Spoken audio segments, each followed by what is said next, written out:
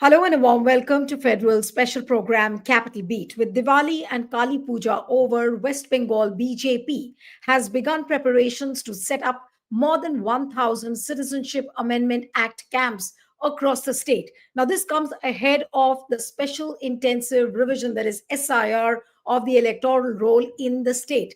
Now, what the senior party leaders have said that, as the elections draw closer, BJP has decided to expand the number of such camps and instructed the leaders and workers to encourage the persecuted Hindu refugees from Bangladesh. I'm repeating this line: to encourage the persecuted Hindu refugees from Bangladesh living in Bengal to apply for citizenship under the CAA. Now, the question we are asking is that what is the logic behind setting up these CAA camps? Is it a carefully crafted, clever political strategy by the BJP, or are these signs of severe insecurity? Joining me this evening is Shikha Mukherjee, the veteran journalist. Thank you so much, ma'am, for joining. We have Shubhankar Bhattacharya, TMC spokesperson. Thank you so much, Shubhankar. And Samir Purkasa, a senior editor who handles the entire Northeast from the Federal. Thank you, Samir, for joining. And I'll begin with Shikha Mukherjee. Shikha, what is your assessment? What is the logic? They are saying that they will bring back the persecuted Hindu refugees. Now, what is the logic and how do you see this politically? BJP, Bengal BJP setting up CA camps. Okay, I think there are two issues here. One is the illegal migrant persecuted Hindus. That's the play off. It's between the illegal migrant called the Ghuspetia in Bihar's SIR revision politics and the persecuted Hindu, that is a population in West Bengal, which is fairly large. But the problem really is that the CAA camp is a peculiar choice. Why? Because the sort of intense, the SIR required the setting up of BLOs, and the BJP needed to get that done. Instead of which, because because they, I think, have fallen behind in terms of the race to get the BLOs sorted, and that is the BLO 1 and BLO 2, both the levels. One is at the booth level and the other one is at the district level. So I think because they can't handle that, they have kind of diverted focus, or rather diverted or found a face saving through the CAA camps, because literally what it means, and this is what the BJP has been saying all along in West Bengal, is that the CAA is for persecuted Hindus who fled Bangladesh to get regularized as Indian citizens. So, it's the illegal migrant versus the persecuted Hindu at the one level. And the other problem is that the BJP probably has not been able to play catch up with the Trinamool Congress on the appointment of BLOs at level 1 and level 2, which is at the district level and at the booth level. The booth level is the one where all this verification of identities, verification of papers, as per the Bihar experience, I'm going by that, are the papers there, are the papers not there? The second thing that we are hearing, and I'm going into the specifics of it, is that BJP is probably concentrating very heavily in 4 districts. North 24 Parganas, Nadia, Dinajpur. They're saying Uttar Dinajpur, but I'm sure it will be both the Dinajpurs, because there are 2 Dinajpur districts, and I think Kuch Bihar. So why these particular districts? A, they border Bangladesh, and B, the BJP in 2021 picked up its total tally of 70 plus from 50% of its total tally of 70 plus from these districts. So in terms of the BJP trying to ensure that the Hindu voter remains attached, in other words, constitutes a vote bank, the BJP is playing its cards. Now, there are two things which are happening within that, and that's No, but the bottom Shikha, line. do The you see bottom this? line. Do you see Sorry. this? No, Shikha, do you see this as a smart and a carefully crafted political strategy by the BJP? Because the law is already passed, nobody can challenge that. CA is already in place, and they are using it for the political convenience. So, what is legally wrong? That would be the question. So, would you call it a smart political strategy, or is it some kind of an insecurity because of the growing cloud of Mamata Banerjee? I think it's a case of playing catch up. If it's a case of playing catch up on the SIR, then I don't think it's either a smart strategy, or is it or is the BJP trying to do something which is entirely legal? The issue is not CAA at this point in time. If they're facing an election, the issue is the SIR, and if they haven't got their act together on the SIR, then what is all the CAA business all about, except Right. as a way of diverting attention from their own failure? Right. So I'll pick a cue from what you said, that it's like a playing a catch up with the SIR. Shubhankar, I'll come to you. What is your assessment on the ground of why BJP is setting up over 1,000 CA camps? Now, do you think that they are trying to clean up the rolls before the SIR even begins? Do you see this as some kind of a sinister design? What is your assessment on the ground? Of course, Niluji, it is. First of all, I wish everyone a very happy Diwali. And of course, there are a couple of Bengalis. I consider Niluji as a Bengali too. So happy Kali Puja as well. And now coming back to the thing is that, once these your festivals are over, now I think the BJP understand that this is a very good time that they can again, restart their fundamental, their political fundamentals about religious fights. So, all these areas which Ma'am Mukherjee was talking about is very correct. Like the bordering areas of with Bangladesh, right from North Chobbish Pargona, Kuch Bihar, a couple of more areas are joining with it, Nodia and all. So what happens is that the majority of these areas, the population, if you check the population of there, this is the area of Matuas. Now we understand that, see, Shantanu Thakur comes from that particular background, and he considers himself to be, to be the descendant, proper descendant of Prabodhan Thakur and all. So now the thing is that BJP thinks that it is very easy to actually bring down Matua to direct fight with the Bangladeshi Muslims coming in. Now we need to understand that basically before, if we go into the pre-independence era, the Matuas were widely spread up to say Dhaka also.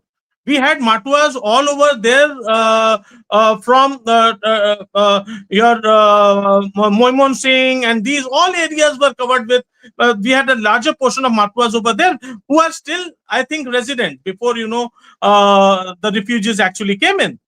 Now, when you be very selective about it, we need to understand that the complete demography of these areas are quite, business wise, it's quite dependent on Bangladesh. It has been right from the studies, right from the inks that we share, right from the clothes, merchandise that we have, right from the paddy grains that we are taking. We are all sharing it from with Bangladesh. So West Bengal, when we say West Bengal, we are actually legitimizing East Bengal as well.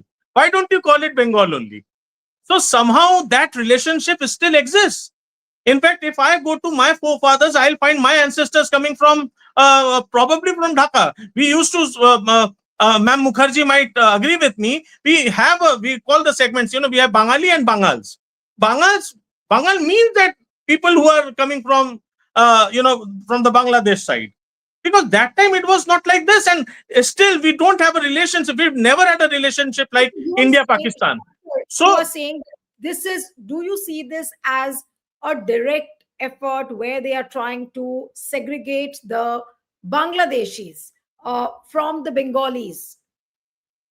see, I tell you, the funny thing is, there were Mojumdars and Mukherjees targeted in Delhi who were called that they are non-Hindus, right? They were non-Hindus, and in fact, they were blamed to be coming from Bangladeshis. They were Mukherjees and Mojumdars. The three people were sent, they were literally arrested from there. They were found to be Mojumdar. They were carrying the title Mojumdar, right? So this is what is happening with the Bengalis outside the West Bengal. It's very hard to prove ourselves that we are Bengalis. We are not. We are Bengali. We are not Bengal. So now that has started cropping up. In fact, in other states, and that is a very fine level of politics that BJP is playing. And let us agree to it. It is fine with them. The religious politics has always been there, and now it is very easy to actually target Matua. They're telling Matuas that the biggest enemy of yours are the Muslims coming from there. You are having your main threat is from the Muslims. See, the people who were doing the trade with them, who are the neighbors, it was never considered. There was never any fight between Hindu Muslim thing was not over there. But after the BJP has cropped over there, now they say it's a fact that they did win 77 seats after their promise that yes, we will be giving a lot of affinity to Matuas. But what did they do? They did actually nothing for them. If you target these areas, what have they done for the development of it? Have you just tried to find out? These Matuas were used to be peasants, the agricultural laborers. So did you say that, okay, with West Bengal, we are giving you the aid to own your own land? The same scheme that you're running in UP. Now you will say that, oh, Mankar, no, but no, tell me. Now, BJP has decided to go ahead with this camp, but is this a worrisome development for Trinamool Congress? Is Mamata Banerjee intimidated? Is Mamata Banerjee scared? How is Trinamool responding to this? the funny thing is that I don't think that Mamata Banerjee has a lot to think about it actually, because this is going to backfire. It has backfired. We have seen how Shantanu Thakur was treated recently. Don't you see a connection of this particular CA camp with the SIR? They are trying to do the job much before the Of course, SIR. of course, of course. The main framework is all about this. What they are trying to show, they are showing the Matuas that the entire framework has been designed to help them out. That is what they are discussing over there. What Shantanu Thakur said over there.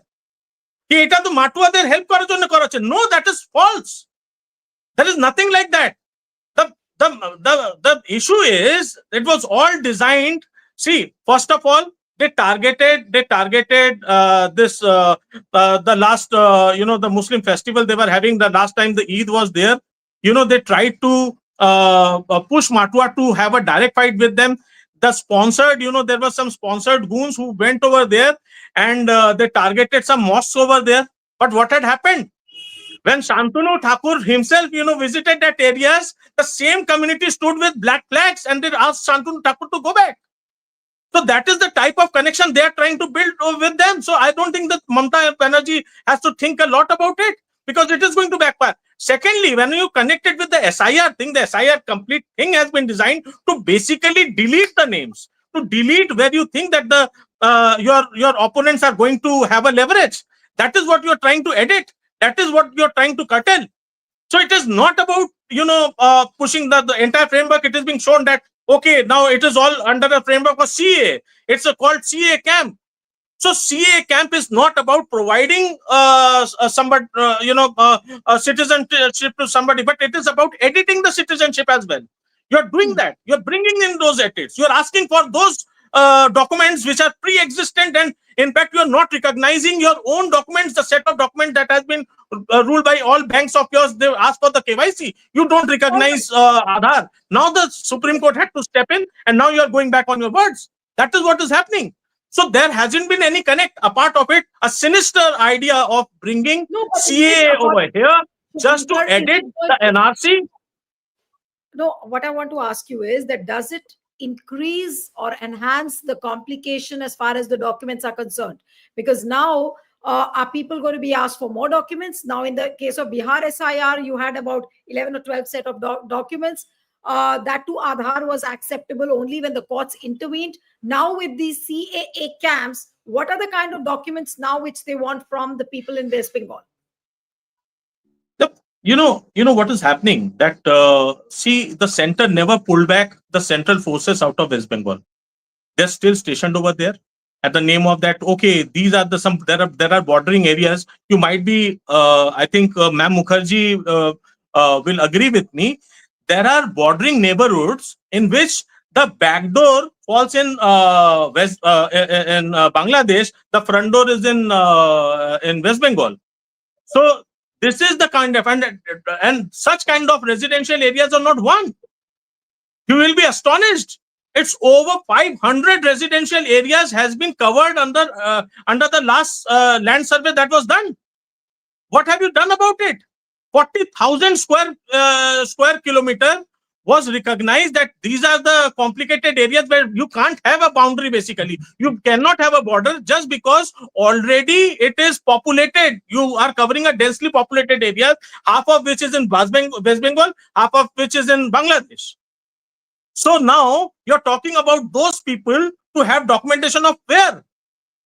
Are you trying to say, would you disown them? Number one, you have a plan to disown them, then say it probably. That come forward and say that no, we will be disowning the entire land. We give it to say Bangladesh, or you are owning it completely. If you are owning it, then what will happen to those non-Hindu people or those communities which you don't even recognize? What will happen to them? They just have the verbal history with them. They can tell you stories of their ancestors and all. But when it comes to the documentation, they are really poor peoples who have no idea about it, who have no clue. And they All also right. are so confused that they don't know when people come up knocking up their door, what document to show to them or not. So you All don't right. have a framework ready for that. And you are talking about SIR. The SIR in itself is a completely sinister program to edit into the vote bank of the opposition. That is it. Okay, so Samir, I'll come to you now, and if you can put the things in perspective from the BJP as well as the TMC's point of view. Now, what is really happening on the ground? What is the logic, according to you, behind setting up these CA camps? Now, what a common man would understand is that probably this is some kind of a game before the SIR is rolled out. So, do you also see it that way? See, first we will have to understand the compulsion of the BJP to set up this kind of camp. See, the now Chief Election Commission, this Election Commission has just finished the mapping of electoral roll 2002 SIR with the latest electoral roll that was of January 2025 this year. So in and as you know, the Bengal has roughly 7.5 crore voters. So out of that, the commission has found around 52% match, which means roughly 3.5 crore voters who their names are not there in the 2002 SIR. So this roughly 3.5 crore people will have to now will have to take the commission's test to prove their voting rights or their citizenship. So, and out of this 3.5 crore people, most of them are Motuas, the important vote banks of the BJPs. And even the BJP Motua MLS now started, pointing out that around 1 crore Hindu are likely to be defranchised because of the SIR exercise. And this now BJP is suddenly realizing that this is going to backfire for them in a big way. So, so to offset the impact of that, they are trying to integrate CAA into the SIR exercise. So now they are the BJP is trying to tell the Matuas that even if your name is deleted from the SIR, don't worry, you apply citizenship through CAA, and and then your name will be this thing re-entered into the electoral roll, and your so this is kind of narrative the BJP is trying to build up. And as you know, after CAA was rolled out, there and this very few Matuas or the refugee communities, they applied citizenship under the CAA, because CAA is also, there are lots of complication, and moreover there is a catch why to apply citizenship under the CA. Because and to understand that, you just will have to look back at what was the need for the CA 2019, because prior to that, after more than 50 years, India's 50 years of India's independence, the country's original Citizenship Act was changed in 2003 during the then BJP government headed by Atal Bihari Vajpayee. And during that time, for the first time, the law introduced this category called illegal migrants. In simple terms, anyone who had come to India without valid documents like travel documents like visa or passport from the then Pakistan, undivided Pakistan, that's mean the both East and West Pakistan, they would be termed as illegal migrants. So, and more importantly, such people under the 2003 Citizenship Act no longer could become Indian citizenship even through registration or naturalization. That was a very significant change which was made to India's Citizenship Act.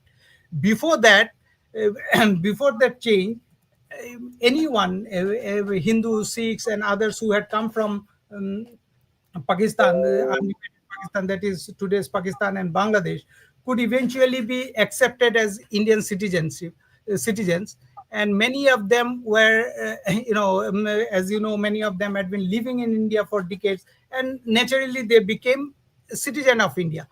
But one fine day in 2003, their citizenship came under the scanner. Overnight, those people who were those people who had voted in India, they exercise other citizenship rights, everything, they were suddenly called illegal migrants. And since these people were mostly Hindus, the BJP realized that they have somehow antagonizing its own vote bank. So to rectify the mistake which was actually created by the BJP itself, in 2019 the BJP again tried to project itself as a messiah of non-Muslim refugees, and enacted the 2019 Citizenship Act. Again, the Act was amended, and then these refugee communities were told that, okay, now you don't worry, even if you are now termed as illegal migrants, we are creating a window for you to get Indian citizenship. So they were asked that anyone who had entered India on or before December 31st, 2014, would be eligible to apply for the citizenship of India. And, of course, it is not unconditional. Again, remember, there were some conditions. Now, and I'm not, going into those nitty gritty, of the conditions and all because of lack of time. But now this raises a question. And that is why many refugees are reluctant to apply citizenship under the Citizenship Act. And the BJP need to answer to these people as to see if after 50 years, suddenly one fine morning, one fine BJP or any government can change the original Citizenship Act and overnight term those people who were enjoying citizenship rights and everything, were had voting rights, other cards, everything, suddenly they were turned into illegal migrants. So what is the guarantee that after another 20, 30 or 50 years down the line, these same people would not be again termed, and again the citizenship law would be amended, and these people would be termed as not natural citizen of India or second class citizen of India.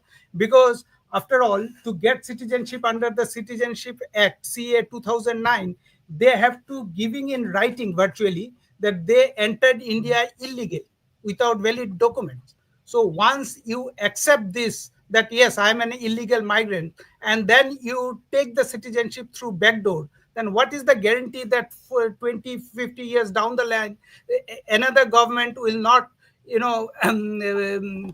nullify their citizenship or again put their citizenship under question? So, fearing this kind of backlash, the many communities are not willing to take this step, that we have and they are demanding that if BJP is so sympathized or is so worried or so concerned about the Hindus, why don't it grant them unconditional citizenship? But BJP is not doing that.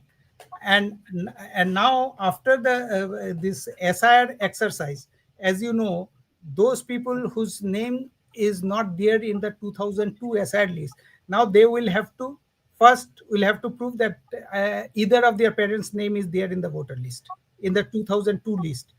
If that is not there, then they will have to produce a set of documents to prove that prior to 1987 they were in India. So either the birth certificate, which shows that showing that so and so person was born in India before 1987, or education certificate. Well, like there are list of 11 documents, All right. 12 documents including Aadhaar. Right. So I'll come for the final round of questions. Very brief answers coming to you, Shikha, now. That does it muddy the waters? And for which party now?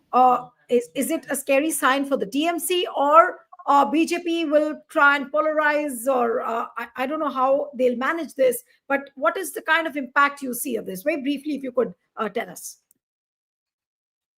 I think, the most interesting thing is that this is the BJP has a drummer and it marches to the drummer's tune. This issue of illegal migrant versus the beleaguered Hindu refugee, that story has been going on, at least in terms of the West Bengal situation, for now about 40 years. 40 years is how long this story, this narrative has been built.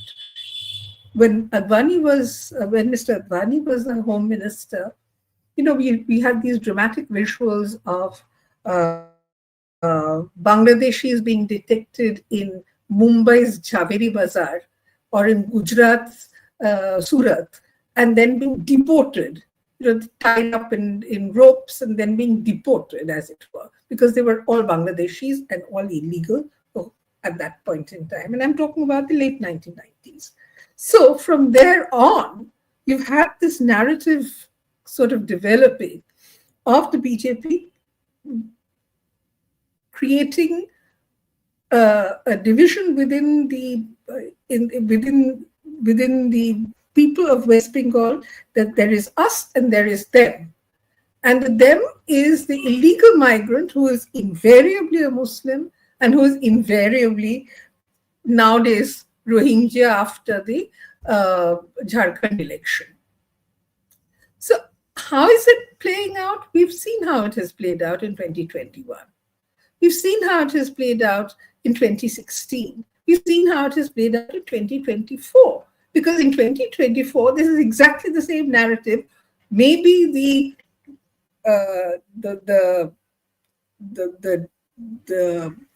delivery of the narrative has changed a little bit. But what the BJP is doing is very clear. Through this build-up of the CAA and the SIR and everything else, what it is saying is, to its own Hindu vote bank in West Bengal, in the border areas, where it accuses Bangladesh of importing the illegal migrant, or Bangladeshis coming in as in illegal migrants, they're creating the Hindu vote bank in those areas to turn them into bastions. And that is perfectly legitimate in a certain sense, because as I mentioned right at the beginning, about 50% of their seats in the 2021 elections came from these 4 districts. So the BJP is putting most of its eggs, let me put it that way, in the same basket, which it did in 2021, 2016, and in 2024. I think we'll have to see how the Bengal voter responds to the sort of repackaging of the same story over and over again. The threat, the intimidation, the fear, Right. the anxiety. Let's see how it works out. All right. So it is a repetitive of BJP's narrative. Concluding comments from now, the final comments from Shubhankar. So Shubhankar, do you think that Mamata Banerjee will really not get worried? She's aware of if it's a repetitive narrative, which BJP has tried in 2021, it has tried in 2024, as what Shikha pointed out, then which means that is it a worrisome sign? Or Mamata Banerjee can sit comfortably that, okay, let them organize as many CA camps as they want, but there will be no impact on TMC. Unmute yourself, Shubhankar. Unmute yourself, please. Yes. Am I audible? Okay. Go So, ahead. Niluji, see, I will never want that Mamata Banerjee should sit actually comfortably while the election is so close, right? So, a worried Mamata Banerjee is always good for TMC in Bengal. So, we always want Mamata Banerjee to remain worried as far as the election is. And now coming back to the point is that whether the CA thing should disturb her or not, I think it won't disturb her much. See, it's a right to be disturbed as a chief minister, because none of the chief minister would actually want to have a political discomfort in their own state. But at same point of time, it is not a very, like it has been shown on other larger media channels, that it is being a cakewalk for now Mr. Narendra Modi. But this the same thing we have seen in 2019. The same thing we have seen in 2021. The same thing we have seen in 2024 elections. So whether be it Vidhan Sabha or Lok Sabha, we have seen the same, narrative being cropping up, that 2 Mai Didi gayi and fala time Didi to ab akeli reh jayengi, when the 77 party leaders actually switched sides. So now how suicidal it was for them, because I think before 2021 she was having 2007 seats. From 2007, of course, the BJP did come to 77, but TMC's number also jumped. Now it was to 214 seats over there. So the thing is that presence, and I remember, sorry, I forgot to bring in Modi ji. How is it possible that we don't bring it Modi ji in the discussion? So we have seen, Rabindranath Tagore visiting West Bengal. To be brief, Samir, you will have to be brief because we've got a federal Hindi show at 4:45. So you'll have to just wind up quickly for the final comments. Yes. I would like to talk about Mr. Samir to talk about Modi ji with Rabindranath Tagore look.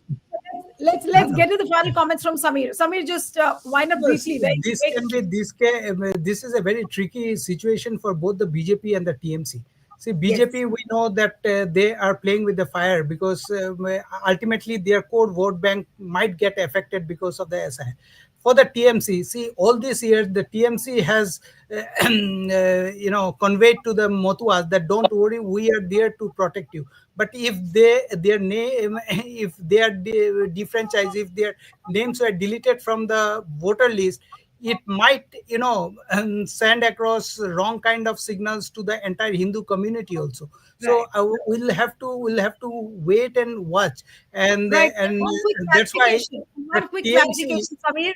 One quick clarification before I wind up the program. Have the camps started from today? I was told somewhere that yes, it has started, and there in Kalyani there were factional fire. The BJP one faction has vandalized one of their camps in Kalyani. So and the people who were arrested were from Matua community. So those things are, because even within the BJP there are,